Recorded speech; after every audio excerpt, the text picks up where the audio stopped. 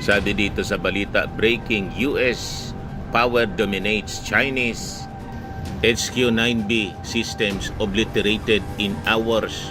Napulbos agad mga kababayan yung mga armas na gawa ng China. Kumita lang mga kababayan si Xi Jinping.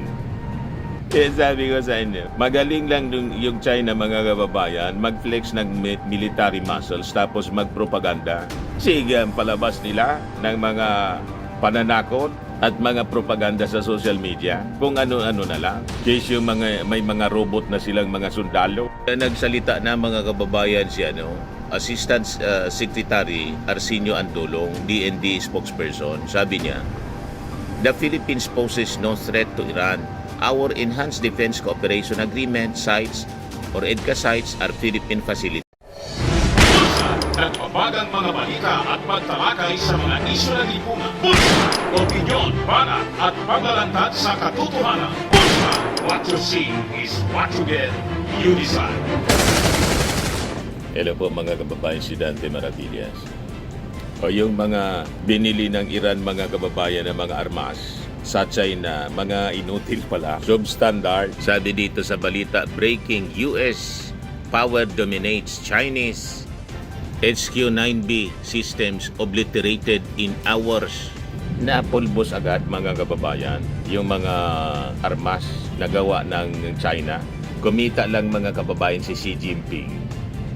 Nauto si Khamenei. Ayun, si Ali Khamenei, nagyabang ng nagyabang kasi may mga armas siyang made in China. Sinuplayan siya gamit yung siyempre pambayad mga kababayan, yung mga petroleum. Ayan pala, malayong malayo mga kababayan sa military technology ng Amerika. Ayun, aros maubos na yung mga opisyal mga kababayan, including the Supreme Leader, all eliminated.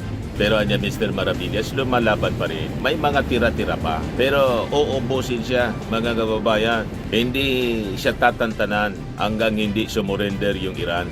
So ibigay ko sa inyo itong balita dito. Sabi dito mga kababayan, on February 28, 2026, the United States alongside Israel unleashed Operation Epic Fury. Yung Israel po, Operation Roaring Lion. Ang opla naman po na Amerika binansagan na Operation Epic Fury, a decisive joint strike campaign that shattered Iran's defenses and eliminated key regime figures including Supreme Leader Ayatollah Ali Khamenei. Sabi dito sa balita, among the most striking early successes, all three Chinese-supplied HQ-9B surface-to-air missile systems touted as advanced air defenses were destroyed within the first hour or even minutes of U.S. operations. These systems recently delivered from Beijing failed to detect, track, or intercept American and Israeli aircraft and missiles. Umaasa yung mga Iranians, yung puwersa ni Ali Khamenei, effective yung mga armas na binili nila sa China. Isabi ko sa inyo, pag made in China po, asa pa kayo, substandard. Sabi ko sa inyo, magaling lang yung China mga kababayan mag-flex ng military muscles tapos magpropaganda. Sige ang palabas nila ng mga pananakot at mga propaganda sa social media, kung ano-ano na lang. Case yung may mga robot na silang mga sundalo, di ba? Case yung kaya na nila na gumawa mga kababayan ng artificial sun at i-colonize na nila mga kababayan yung mga planets, Mars. Ganon nila tayo niluloko mga kababayan para palabasin masyado na silang advance at sindakin ang mga bansa sa buong mundo. Kasama po yung Pilipinas para panghinaan tayo ng loob na i-defend yung ating West Philippine Sea mga kababayan. Huwag kayong maniniwala sa kanilang mga propaganda mga kababayan na pinapakalat pati ng mga pick up agad yung mga DDS influencers para gamitin sa propaganda laban sa Marcos administration. Di ba? Ginagamit nila mga kababayan para pahinain yung ating posisyon at sabihin gusto tayong isubo ni Bangag sa gira. Hindi po yan lalaban, mga duwag yan, mga kababayan na mga Chinese. At yung technology nila, military hardware na pinagyayabang, wala po siyang dinatbat sa military hardware, sa technology ng Amerika. Ito po ang patunay. Itong nangyaring paglusob ng Amerika in Israel sa Iran, hindi umobra yung kanilang mga armas, hindi ma-detect. Yan ang patunay. Sabi dito sa balita, this marks yet another humiliation for Chinese military exports. Previously exposed as ineffective in Pakistan, Operation Sindoor, and Venezuela. Palpak mga kababayan yung mga military technology galing sa China. Sabi ko sa inyo, pati nga dito sa atin, yung mga produktong made in China, disposable po. Tama yung mga analysis natin. Ang China yumaman sa pambubudol. Yumaman siya. Bakit? Yung mga produktong made in China, purposely talagang ginawa nila na disposable lang. Madali masira ang mga electronic. Hindi po ako bumibili. Japanese made ang binibili ko. American, Japanese, European made products. Pero pag China, wag na po, baka masunog yung bahay ninyo. Yung mga electronic gadgets, disposable, mga ilang months lang sira na, sunog na. Kasi ang objective nila sa design, dapat madali lang masira para bili ka lang ng bili.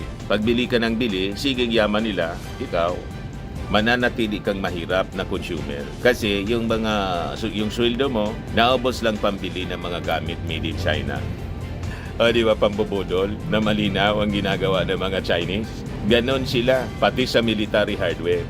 Hindi naging effective po sa Pakistan, pati sa Venezuela, nakita ninyo, ng lusobi ng Amerika, yung mismong palasyo ni Maduro. Tulog na tulog si Maduro. Hindi na-detect ng mga military hardware, yung mga pinagyayabang nilang military defenses na nakaposisyon doon mismo sa palasyo. Hindi na-detect po yung paglusob ng Amerika.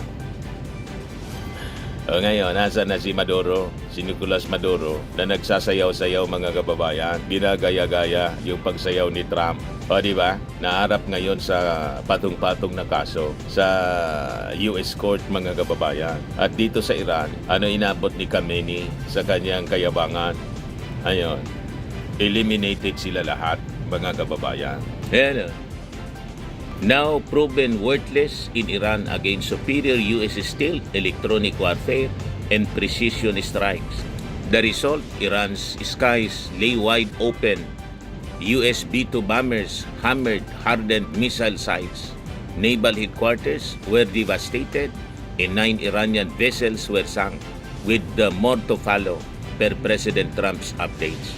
So sabi dito, no other military on earth matches this level of dominance. American forces execute complex multi-domain operations with unmatched speed, precision, and lethality, rendering rival systems obsolete and sending a clear message. Ano ang malinaw na mensahe nito? US military supremacy remains unchallenged. Kaya mga made in China na military hardware, huwag ninyong gawing pangyapang. Kaya sabi ko nga, pag nagkagipitan dito, manawagan ako kay PBBM, kausapin si President Trump na iposisyon sa ating mga EDCA sites na ginagamit ngayon sa propaganda ni Jason Sa at iba pang mga DDS influencers na panakot sa atin na madadamayan niya tayo. Wala man pong military base dito. Itong mga EDCA sites, sabi ng ating gobyerno, facilities natin ito. Ginamit ni Jason San panakot sa atin para hindi tayo manindigan laban sa China, sa pambubuli sa atin ng China. Kaya nagsalita na mga kababayan si Assistant Secretary Arsenio Andolong, DND spokesperson. Sabi niya, the Philippines poses no threat to Iran. Our Enhanced Defense Cooperation Agreement sites or EDCA sites are Philippine facilities. They do not belong to the United States. Yan Sabi sa report ng ABS-CBN, nanindigan si DND spokesperson Asik Arsenio Andolong na walang banta ng pag-atake sa Pilipinas dahil bukod sa malayo sa Iran, wala rin anyang military base ang Amerika sa bansa. Binubudol tayo ng mga DDS mga kababayan. Niluloko tayo, lalo na si Jason sa pinalabas na target. Maaring targetin tayo dito dahil sa foreign policy at pagdikit natin sa Amerika. Dati man po tayong dikit sa Amerika at tama lang ang ating alliance. May mutual agreement tayo, mutual military agreement na napakatagal na at saka nakita naman ninyo, unmatched ang puwersa mga kababayan ng Amerika. Pero niya Mr. Maravillas, di ba nadagdagan yung namatay? Parte yan sa sakripisyo ng mga Amerikano para lang i-liberate ang mga bansa from the clutches ng mga dictators tulad mga kababayan ni Maduro, ni Saddam Hussein noong panahon sa Iraq, ni Muammar Gaddafi, and this time ni Ali Khamenei. Kaya tama ang ating military alliance. Huwag kayong nakikinig sa mga propaganda nila.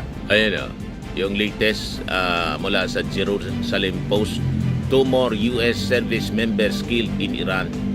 So kasama yan sa sakripisyo. So bali 5 na lahat mga kababayan. Pero ito po yung latest na warning ni US Secretary Higseth. Yan if you kill Americans, if you threaten Americans anywhere on earth, we will hunt you down without apology and without hesitation, and we will kill you. Habang 5 ang patay sa mga Amerikano, American servicemen, over 1,000 IRGC security officials killed so far. Sa report mga kababayan ng Jerusalem Post, sabi dito, strikes have targeted RIGC, Basi, militia, and government installations, including a significant strike on internal security bases in Tehran on Monday, kahapon po. Yan ang latest na balita. At sabi ni Higseth, the Islamic regime niya has waged war against America for 47 years.